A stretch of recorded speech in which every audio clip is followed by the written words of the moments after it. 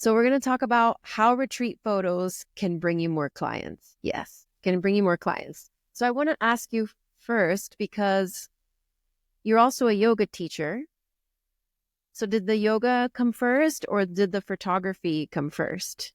Ooh, technically the photography came first. So I started photography when I was a teenager, just totally as a hobby. I love being outside, love landscapes. So I took a film camera from my school and would just kind of like go watch the sunset, take pictures that way. And then it wasn't until kind of like my mid-20s where that hobby started transitioning into a career. And then yoga, I found kind of like early. And as I think it starts for some people, was looking for a way to move my body. I didn't really resonate with going to the gym or going for runs at the time. So I got into it as a way of physical exercise, but that quickly turned into such a deeper part of my life and led me to take my yoga teacher training back in 2016.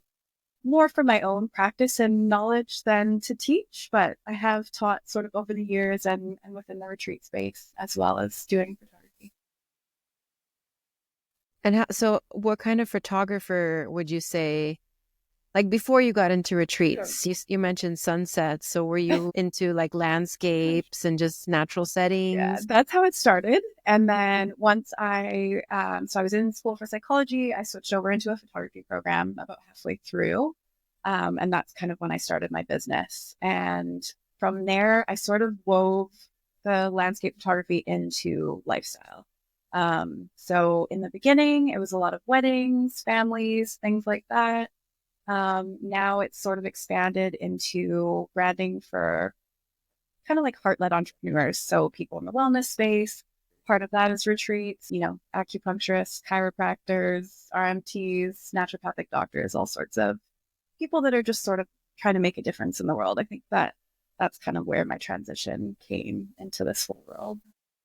And have you done retreats? Have you hosted retreats yourself, or what was it that got you into photographing retreats? So being an attendee was my first kind of like taste of the retreat world. And so I had a yoga teacher I just loved so much in my 20s. And she hosted local retreats on kind of some of the Gulf Islands here in Canada. So attending was super inspiring. It's such a beautiful space. And then once I did my teacher training and meeting a lot more yoga teachers and sort of, I guess what really transitioned me from doing kind of more traditional photography here to that retreat world was burning out. I was shooting way too many weddings, and while it is very inspiring, doing it too much was just too much, Mm. like way too much time on my computer. Um, yeah, and I just found myself going, okay, there's got to be more. Like I have this dream job, but I don't feel like it's kind of nourishing me as much as I hope for.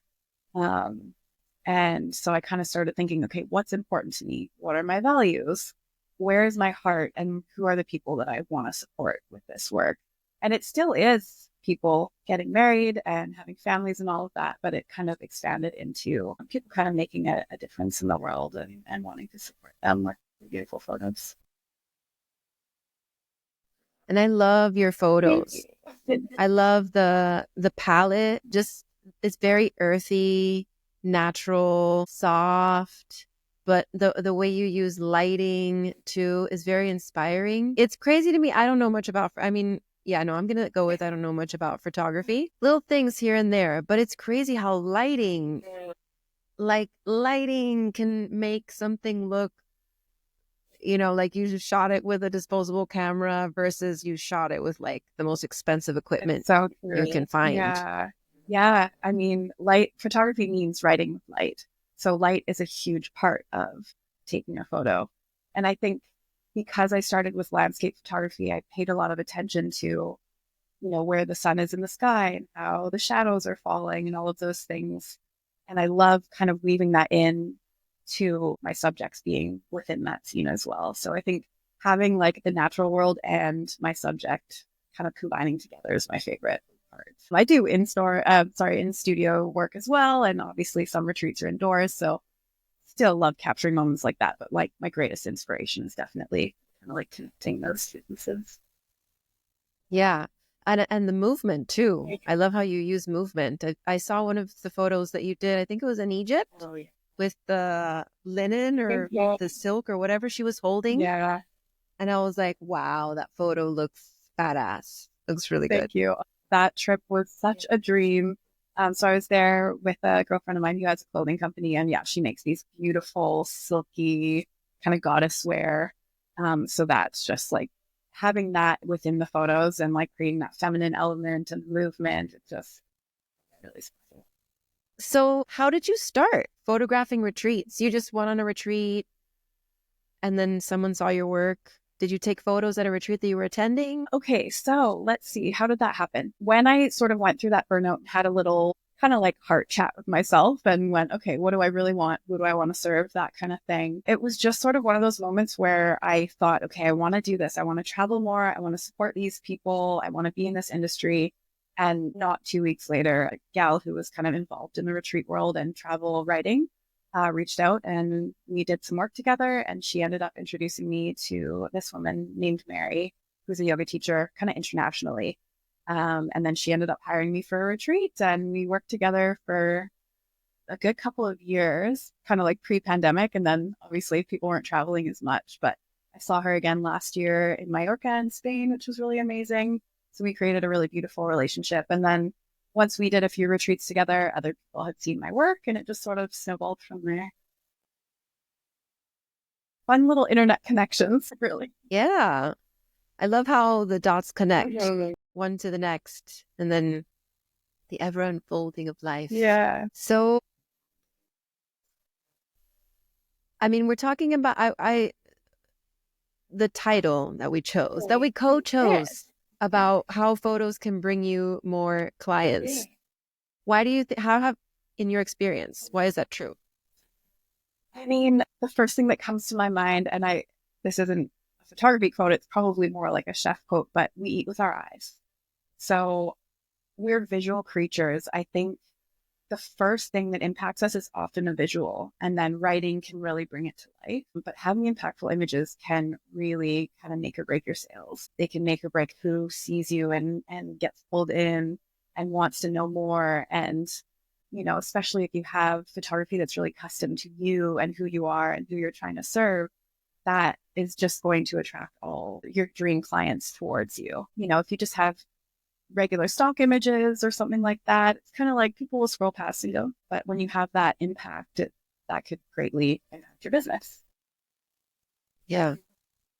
You have that, that day energy that's just very, that essence of what it is that can only be captured.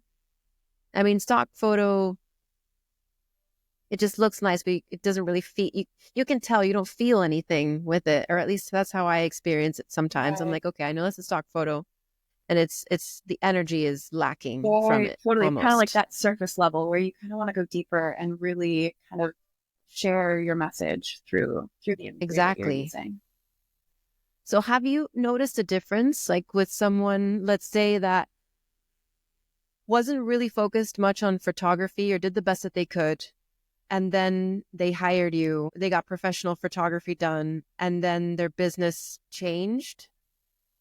Yeah. And I mean, I can't say that my photography was all that changed their business. I mean, I think often facilitators, I mean, they're so good at what they do, but when you're running your entire business, you can't be the best at every single piece. So sometimes the imagery might fall to the wayside and they're not presenting themselves in a way that's, most authentically themselves because they maybe just don't know how, or they're too focused on, creating the best itinerary and marketing in other ways. So I think once they get that beautiful imagery to really highlight who they are and what they're offering, that will just elevate their business naturally. Can I say that it's only the photos? I'm not really sure, but I think it has a lot of impact. Yeah, I think it does too. I really resonate with what you said about we eat with our eyes. And a lot of us are very visual, and I'm sure social media has a lot to do with that these days. But we like to see and imagine ourselves in a place doing a thing, and experiencing. And when you have a beautiful image, you can almost feel yourself there. It's kind of the same with Airbnbs or hotels. If you see kind of mediocre photos, you're like, eh. But if you see some beautiful aesthetic image, you think about it. I want to go Yeah. there. I can picture myself there, like hanging out with my friends or, having a retreat. Yeah, I think that impact of image is super important these days. And like you said, in the scrolling economy, when we're just da da da da da, like if something really stands out, you're gonna stop and wonder a little bit more about it versus just continuing to scroll. How do you get to that place where you can create a wow photo, or like what are some tips so that you can avoid that mediocre shot versus like taking a photo that's really inspiring? I mean, there's a few ways I could answer this. I mean, there's the technical photography side, but I would say even more importantly, really figuring out your why. Why are you offering this retreat? What has brought you to this point? What's in your heart? And how do you want that to come across to your ideal retreat attendee? Like, are you wanting them to feel really relaxed? Or are you wanting them to feel super inspired? Or are you wanting it to be fun and like, sisterhood? Those are different emotions that your photo can convey. So kind of figuring out those pieces and diving a little deeper into like the emotions that are involved and yeah, why you're offering this retreat. And then sort of thinking about how you can create them in your photos. And so what I thought about was it's kind of like a filter, but instead of a visual filter, it's a feeling filter. And maybe taking, like, let's say my retreat is about love, right? So every shot, I'm going to look at it and I'm going to say, does this say love? Yeah. And if not, I need to keep working with it until I feel that. Is that kind of like what you Yeah, mean? I think so, because that is going to have the right impact on the people that you're wanting to draw in. And of course, when you add words and all the details of what you're offering, kind of brings it into this full package of who you are and what the experience will be Okay.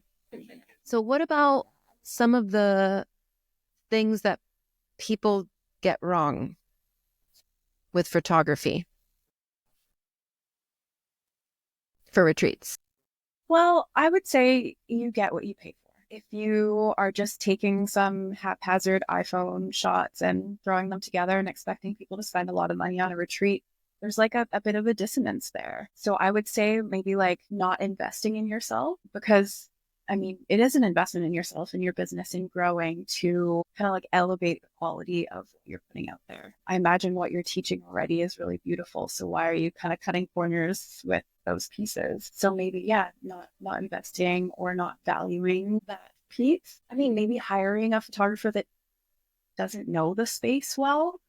I think it's really, really important to have a photographer who is really mindful of the varied reasons people come on retreat. There could be trauma involved. You have to be really like conscious of these things and operating in a way that's respectful to everybody involved. It's also not the retreat space. It's not a set perfect photo shoot. So you have to kind of understand and be able to, what's the right word? Kind of like pivot in the moments that might not be like the perfect shot. Um, yeah, and kind of adjust expectations accordingly in a way as well.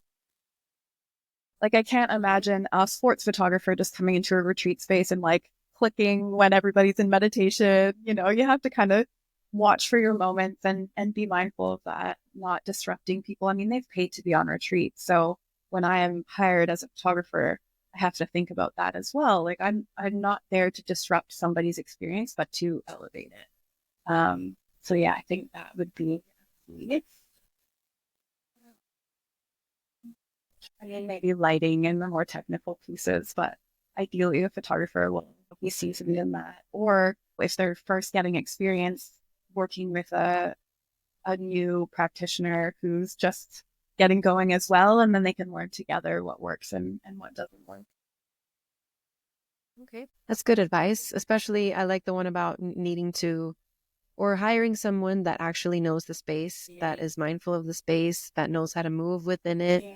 Because you're right, it is different. It's not just like come and take photos. It's kind of like come and be part of this and use your eye to capture, the essence of what we're doing here. And that requires a different kind of mindset. Definitely. Yeah. I mean, there's so many incredible photographers and so many different ways something could be documented. But I think having that awareness of the space and the respect within it is really, really. Speaking of documentation, because I'm thinking there's like two audiences to be served with photography at retreats, which is one is the retreat leader or leaders or guides or facilitators. They want proof that this happened. Yeah. Look, so that more people can come the next time. Yeah. And then you have this other group, the people that go, and they want Memories. memories. So how does that dance, that balance between the two work? Well, so on the facilitator side, it's something that's super important for me. A is communication throughout, and then beforehand as well. So getting to know who they are, who their dream client is, what their why is, beforehand, and really kind of like the photos that are going to best serve them, where they're going to be using them, why. Is it just sharing memories, or is it for marketing future retreats? So really getting clear on those pieces. And then in terms of guests and memories, for me, that's more about in the moment, watching different bonds forming and thinking about like what activities are most important or have the most impact or are most fun. Yeah, what are they going to really want to remember about that? And sometimes it's like, before and afters of people, they're kind of nervous that first day where they're first getting to know each other. And then by the end of the week, they have a whole group of new best friends and they're glowing and they feel seen and accepted. Seeing that transformation in people is so beautiful as well. So watching for those moments and watching those, and that's really great for the facilitator as well, because they've created that safe space for those things to unfold. Wow. I can only imagine what it must be like for you. I mean, you're there, so you're part of the experience in some way, but in another way, you're an observer and you're just observing everything and taking it all in. Yeah. Like the things that you've seen Oh, yeah. must be. And not just in retreats, like weddings and all sorts of other events and gatherings. It's kind of like a little psychology experiment. And I do have a psychology background, so it's so fascinating to me as well. And that sounds kind of funny, like I'm observing everybody, but I like to think of it more like I'm seeing the light in people and like watching them transform a little bit and trying to capture them in their most natural form. I think a lot of people who think about being photographed get super nervous about it, myself included. It's kind of scary being seen. And, we often have these narratives not helped by social media and things of like, I'll be ready for photos when, X, Y, Z, we need to change. But when people can see photos of themselves right here in this moment, who they are and like really how they're shining, that's so special to me. So I love to be able to show that to people. It's that same difference between the stock photo. Exactly. The stock photo is us thinking my hair and my clothes and my pose and Perfectly my filtered, perfect light, right. perfect everything that doesn't exist. But you're not thinking of like, show me this. What does this look like? We're thinking about the outside. And then, when you capture those moments that people are not aware of you, it's almost like, because it's happened to me where someone has taken a shot of me that I'm not aware. And then I look at myself and I'm like, who is Yeah. like I've never seen that side of myself. Yeah. That face I don't recognize. It's kind of nice because it's like you said, they saw you. So that, yeah. What's your favorite thing to capture? What are your favorite moments? Like in retreat specifically? With humans. I think I tend to be more of like a lighthearted, like positive kind of person, I guess. So I'm often looking for like the sneak smiles or like the exchange between people in love or, new friendships, laughter. Um, and of course, I'm still looking for the other emotions. But I'm most inspired by that. when people really light and get excited. I think it's kind of my favorite. Yeah, that's nice. I like that too. Hmm. I was thinking of a question and it just left. It's when we were talking about observing. What are some of the most unique or once in a lifetime moments that you've observed?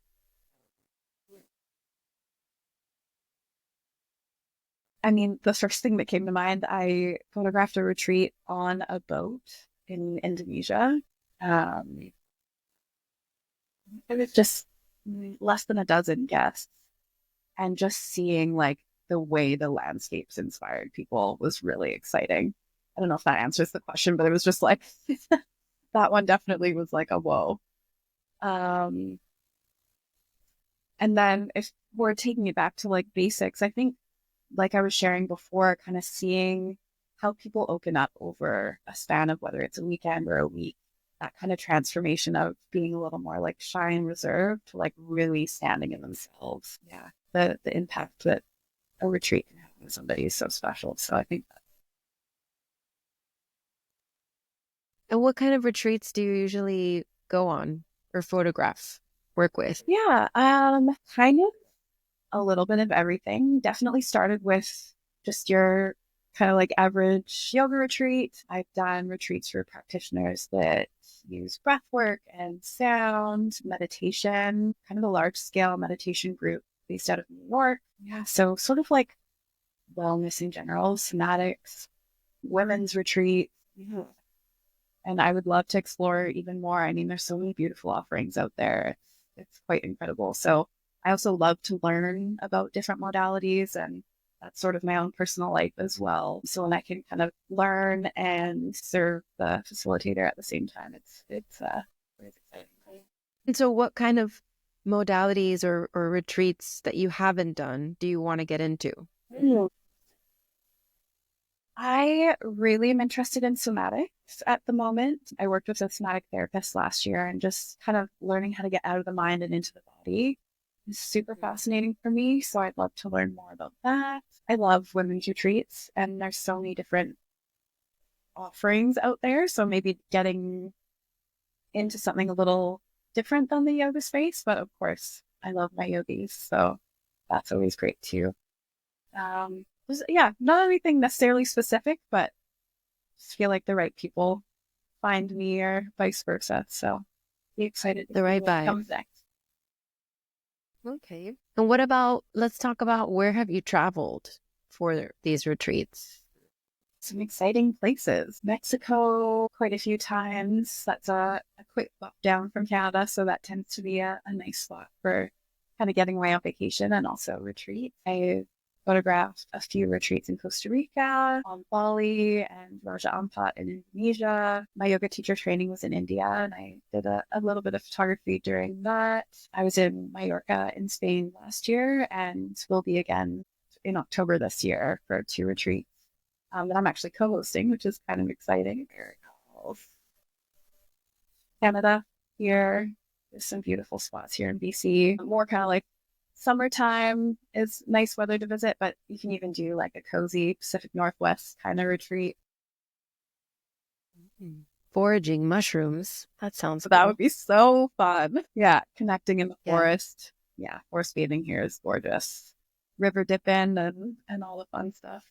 River dipping. I don't know about that. Oh, It's cold, isn't it? it's cold. Yeah, you get warm after. Yeah. Yeah. The cold water. But I mean, there's Eventually. so many more spots I would love to visit. Oh, and Egypt last year was like an absolutely Mhm. mind blowing. So yeah, it was. I was there for a retreat and to photograph the clothing line, so it's kind of a bit of both. And yeah, that was an inspiring place to be.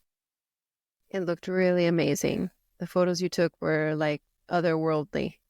Yeah, yeah, the Yeah. desert there especially was like it blew my mind. It felt like you were in the ocean almost, but in the middle of the desert. It was just a surreal landscape, and being able to create with some really beautiful people there was really, really special. That's very interesting that you say that because they say that the Sphinx was underwater. Mm-hmm. So that, according to that, would have been completely underwater Yeah. at one point.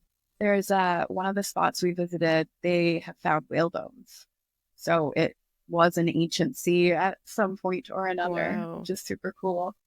And I did find like a That is little really fossil with a shell on it. So yeah, really, really cool to think about that because you look around and for miles and miles, it's just sand. And then there's also this limestone, I think, deposit. So it almost looks like there's snow on the sand. It was, yeah, really, really cool. Oh. Wow. I need to. And how's the food? Good. Yeah. Pretty basic for the most part. Lots of chicken. Lots of, yeah, like chicken salad, rice. That's cool. And so this retreat that you're co-hosting, are you co-hosting as a yoga teacher? So the gal, Miriam, who I'm working with, she is like a full-time yoga teacher and retreat leader. So she'll be kind of like spearheading the more vinyasa. We haven't like worked out the whole offering situation yet, but I'd really love to share kind of like mindfulness meditation in the mornings. I love to teach a little bit more of like a slow practice. So alignment based and really focusing on breath. So maybe more like the evening practices. Mm-hmm. Yeah, we'll be kind of co-creating that together, which should be really fun. That sounds lovely. Are you doing that in Mallorca? Yeah, in the same spot we were at this past year, which is nice because we have And when is to pay that? for it. Yeah.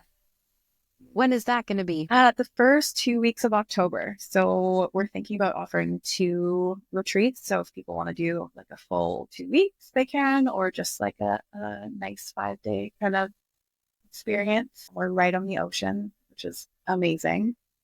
Nice dips in the morning and beautiful view when you're practicing. So yeah, it's a really special spot. Very excited to go back. That sounds delicious. Yes. Have you been to Really. Spain?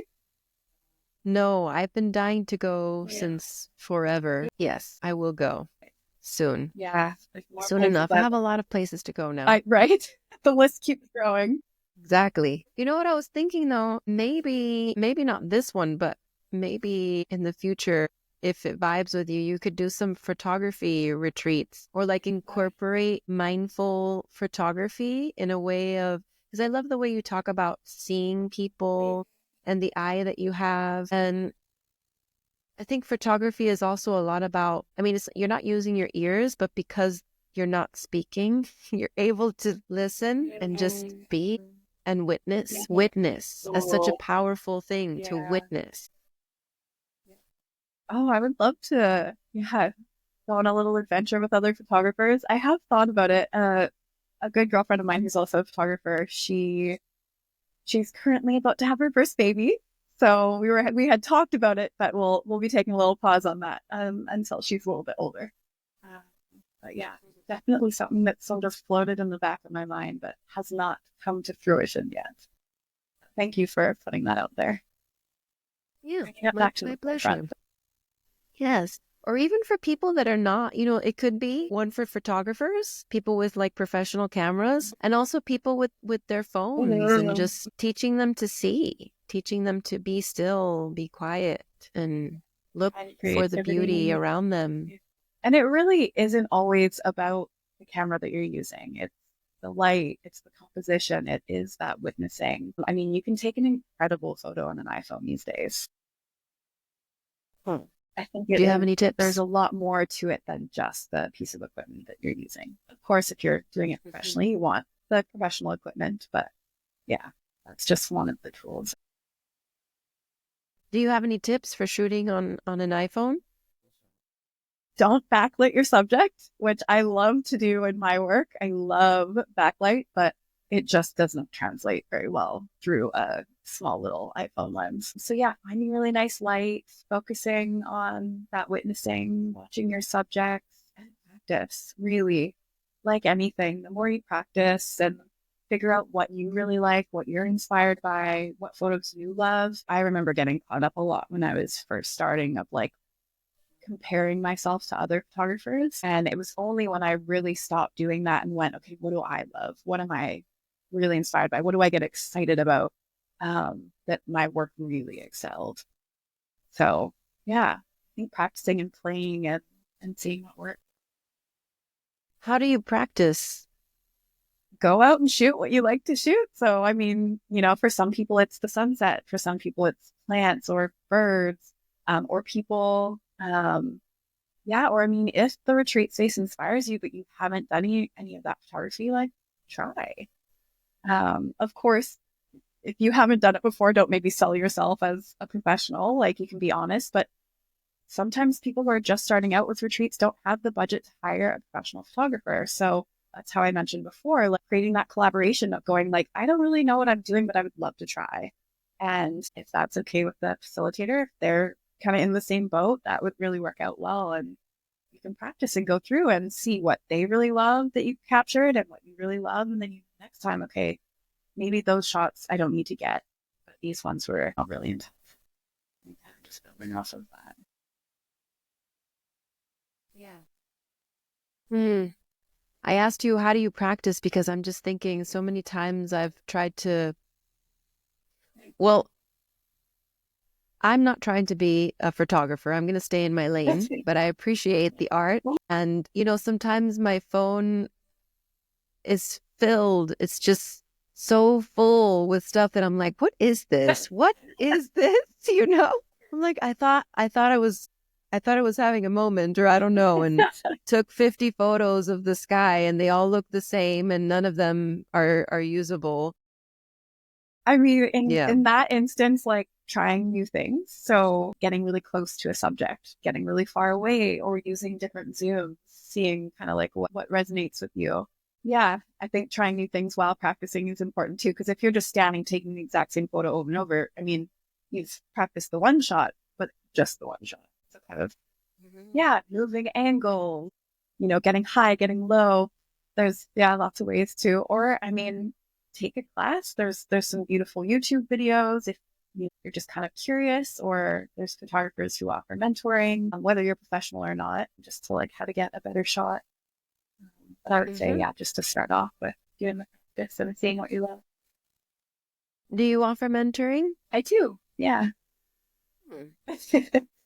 How does that work?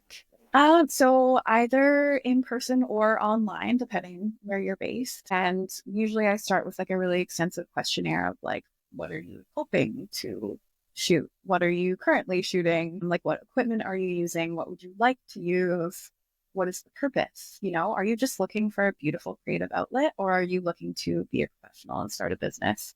And that gives me an idea of where we take it, because there's so many different directions, whether we're focusing on the technical side or the more kind of emotional, that witnessing piece, everything in between.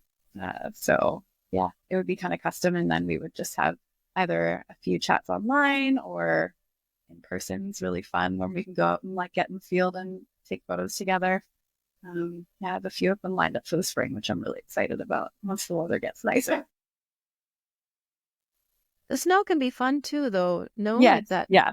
all very I'm white, looking out right now, powdery. gray and pouring rain, so a little bit less inspiring for me at least. Some people love to shoot in the rain, but I personally love when you get like a nice sunny day or even like moody weather, but the pouring rain doesn't inspire me much. Yeah, yeah, I feels. Mhm. Okay, so let's see. What about, we didn't talk about storytelling. Why is storytelling important in retreat photography? I think it kind of goes back to that like piece of, what is the story that you're telling to call in these dream attendees? Um, so for me, kind of like what we chatted about before, it's figuring out the why behind the retreat or the event, or, whatever I'm photographing, whether that's a wedding or, more of a formal business event. What is the intention here? And then kind of like figuring out how to convey that. So, sorry, what was the question? Is it, what is the importance of it? Yeah, I mean, I can rephrase it because Yeah. it's kind of generic. I guess, would it be helpful when working with the host or facilitator along with that why, for them to kind of give you like this hero's journey of like, what is the story here, so that I know what to capture. Yeah. And is it important? Do you think it's important to have that, or is it fine not to have that? I mean, I think it just naturally becomes that because I am documenting the week as it unfolds. So, I am looking for these like impact moments of connection and all sorts of things. So it just sort of naturally creates a story. And then how I work with my clients, I end up presenting them like a foolproof gallery, and they go through and choose their favorite photos that I end up editing and sending as their final gallery. So there's my initial storytelling, and then there's the story that they see within it as well. So they end up picking the photos that they feel have the most impact and I think align with them. So that's kind of interesting as well, because I mean, they could choose, 50 photos that they think are like the best 50 out of hundreds. And I could choose a whole other set of 50 and it could tell a story. And that one could tell a story, and they might be similar stories. They might be a little bit different. I think it's like, yeah. So, no, that even answers it. But I do think there is a natural unfolding of events, and I like to watch for the moments. And of course, I have written down like the most highlight events, what's important to be captured, and then kind of weave other pieces in there as well. What are some things that people tell you as far as like what's important to be captured? They like the first word that comes to my mind is connection. I think that's a huge piece of retreats. This community coming together away from their regular lives and day to day and really immersing themselves, getting to know each other, kind of like dropping their walls. So I think connection is a huge piece. And then it also comes down to what the intention of the retreat was. Like, are we focusing on self love? Are we focusing on creativity? So I think I would be maybe looking for different pieces and interactions depending on what those important things that we'd identified kind of prior to the retreat are. Okay. Yeah. So, I mean, do they also tell you, like, I want you to document these activities? Like, I want you to show the yoga happening, and us eating and us reading and lounging, us hiking, whatever the Yeah. things are going to be. Yeah, usually, and especially the pieces that are sort of repetitive within their retreats. So if it's a yoga retreat, of course you want some photos of your guests doing yoga, and then where you're using those photos. Are they going in brochures? Are they going on Instagram? Are they going to be in a reel? So yeah, thinking about those pieces. There's lots to it. I mean, that's It just is. me, right? I mean, there's different styles of photographers. There's maybe photographers who are more intentional about setting up poses and then not interrupting any of the actual classes. There's more documentary style where you're not changing anything, but you're just watching for moments. So yeah, I think it depends on the retreat host and the photographer and that kind of collaboration that's going on between the two of them. How do you do it? Do you mix usually between documenting and I posing? do, yeah. So for me, the biggest thing is learning about my clients and then figuring out how to best serve them, and what images are going to, where the images are going to be used, what they're going to be used for, and why. And then kind of weaving in what I think looks beautiful, what has worked well in the past, all those pieces. It's Right. a fun dance. It is. I mean, I would imagine the more you communicate about, the more you know as a photographer, the intention, the why, who's going, why are they going, what's the transformation, what do you want me to capture? Like, the more information you have, the better you're going to be able to capture it.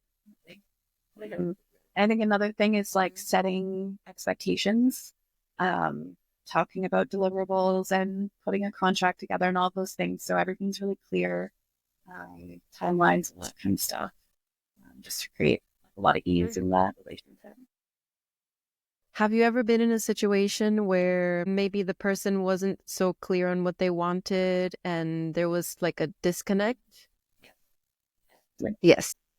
I mean, running a business for the last almost 13 years, I've learned so much. And yeah, and there's so many different personality types and business owners out there. And you're not always going to be perfectly aligned with them. There can be conflict and there can be really, really good learning experiences. So yeah, I think when I was first starting out, and then sometimes like even later in my career, just not having the level of communication that maybe was necessary, and or like not having a contract in place to protect one party or the other, or set those expectations ahead of time. Yeah, it's such an important piece. So it's definitely in my back pocket now. Okay. Yeah. And I mean, when you're first Those starting out, kind you wouldn't think about some of the things. It's kind of through experience or through learning from someone who has been through that, and how to avoid those mistakes, and or how to set yourself best for success. Yeah. How about, is there liability involved at all with photography? Do you have to worry about that? There can be. Generally, liability falls on the retreat host in terms of like safety and things like that. Usually, I have people sign a release, and whether they're comfortable with photography or not. That usually goes to the facilitator as well, but I can facilitate that myself as well. Mm. It depends how they want things to go. But for me, it is so important to have consent and to have the retreat guests feel comfortable with photography, because not everybody is going to. And there has been instances where, someone has said, no, I do not want to be in the photos. And I try my best to, not be facing the camera at them, not be making them feel unsafe or uncomfortable. And there's been instances where someone says no in the beginning and then goes, actually, you know what? I would love to be in some photos, because they've gotten a little more comfortable and feel safe in the environment or with me, and end up going, yeah, I would love some photos. Or, I often share, like, I can take photos, but we'll make sure with you before we use them. So yeah, kind of figuring out that layer of consent and respect of the guests. Oh. These are things like you said we don't think about No. until they happen, and then we're like, not doing that again. Yeah, And then exactly. someone tells you, okay, yes, I want to be in the photo. And then you're like, okay, sign here, please. Yes. Yeah, not the most romantic way to do it, but yeah, usually that's kind of done ahead of time. Like the retreat host will let their guests know there's going to be a photographer around, if you consent or not, and then you can always have private conversations with them or anything like that if anyone feels uncomfortable. But definitely a Okay. good thing to think about. Yeah, it is. Are there any other legal waivers, liability things with photography, or just I mean, I have consent? insurance, both liability and for my gear. I mean, that's definitely something, especially if you're traveling, Oh, you the want gear. to think about. Yes, because you never know if your lens is going to go off a boat or get dropped or have a bunch of sand in it. XYZ. A few years ago, Oh, I that would was suck. photographing a wedding and I left a lens on top of my bag, kind of not really thinking that there was little kids running around. And halfway through the bride getting ready, I just heard a and I turned around and my lens was in two pieces. No. And that's like in the morning. And one of my like top used lenses. I mean, thankfully I have a bag full of gear and could work around it, but it was very scary. But I mean, having the insurance, it was completely covered and replaced within a couple of weeks. So thank goodness. Wow. And that's, yeah, investing in myself. It's super important. A lot of costs add up really quickly when you're a business owner, as I'm sure you know, but some of them are there for a reason and yeah, protect you. I also have travel Mm-hmm. insurance. So I broke my foot in Mexico a few years ago. That was, something that people might not think about, but yeah, like when you're traveling, you could end up in the hospital. You never know. So having that, really, really important. And that's something to kind of pass on to your guests if you're hosting trips. That's super. Yeah. These are great tips. I'm just thinking, like, I felt so bad for your lens. Sometimes the lens costs more than the camera. Oh my goodness, I'm so glad I didn't have to pay that out of pocket. That's for sure. Yeah. Wow. Yeah. Being a That's a photographer is great not tip. a cheap business. No, it's not. Yeah. I know sometimes it's interesting, the conversations you hear sometimes around photography. So it's an expense to hire a photographer, but you have to, factor in the gear, the experience, there's so many pieces to it that is a lot of value. So yeah, Mm-hmm. just kind of No, recognizing those pieces. I definitely, I 100% see the value from so many avenues. from so many avenues. I mean, like when you have it in your budget to do it, you should do it. You shouldn't even think about it. You should do it Yeah. because Or you make for all the reasons. room for it in your budget because it's not gonna make its way in there itself. But yeah, it's a value add for sure for your retreat. I agree. Okay, so last question. I think I'm gonna go off script for this one. I just want to know, like, what message you have that you would like to share with the retreat community and just with the world. Huge. Oh my goodness. Marion, I don't know if I can just come up with one. Let's see.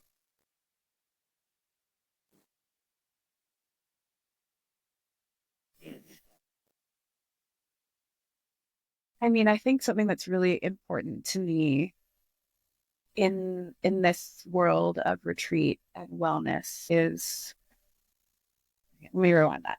I think we're all recognizing that the world is not going in the best direction and we need some big changes. It's super important to invest in yourself and in people that you know are doing good and wanting to make that change.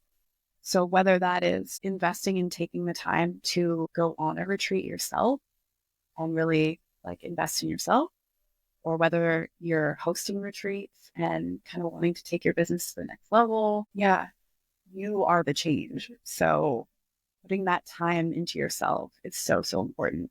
Supporting people that are doing the good things is super important. I don't know if that made sense. So that was just what came through. It did. And the construction beeping is confirming it for you. I love what you said. You are the change. And that's so true. What you focus on grows. So if you want to see more love and positivity and transformation and growth and evolution in this world, and like you said, start with yourself and spread it. Read it. Thank you so much, Ashley. Oh, Thank you thank for being you. here and sharing. Thank you for asking me too. So sweet.